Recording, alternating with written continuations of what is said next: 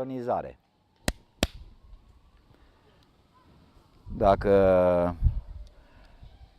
lucrurile au mers bine, atunci putem considera că treaba e bine făcută. Ce spuneți de această imagine impresionantă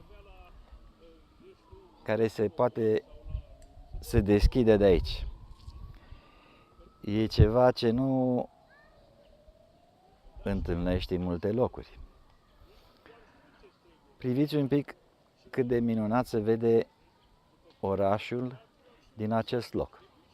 Și în partea stângă putem vedea și în partea dreaptă. Da, e foarte frumos. E o imagine incredibilă.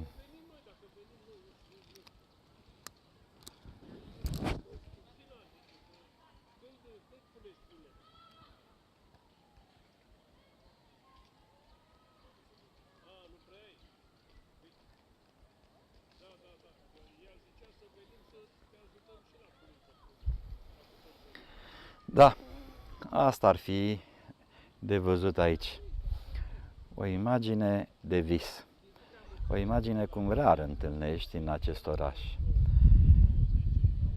Suntem undeva deasupra orașului. Da. Vedem orașul de sus.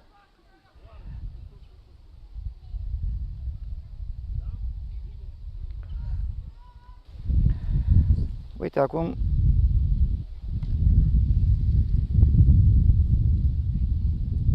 putem spune că ne învârtim mai bine, da? Și aparatul vine după mine. Vedem aici Palatul Parlamentului. Blocurile de pe Șerban-Vodă și iată, avem aici în prim plan Monumentul Eroilor din Parcul Libertății. Și în plus de asta, trebuie să apar și eu undeva în imaginea asta. Sper că acum m-ați văzut, în sfârșit. Da, aici sunt.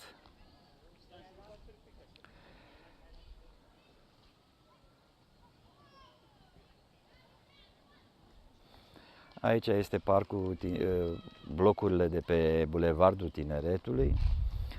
Avem... Este impresionantă imaginea aici.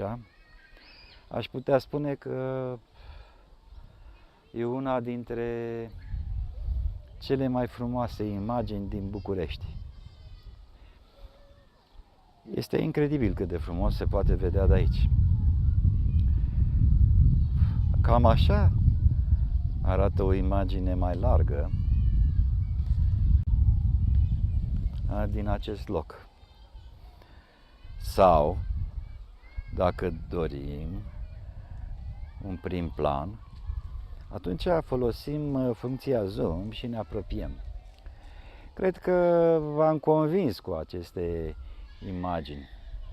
Să vedem ce brânză am făcut până acum.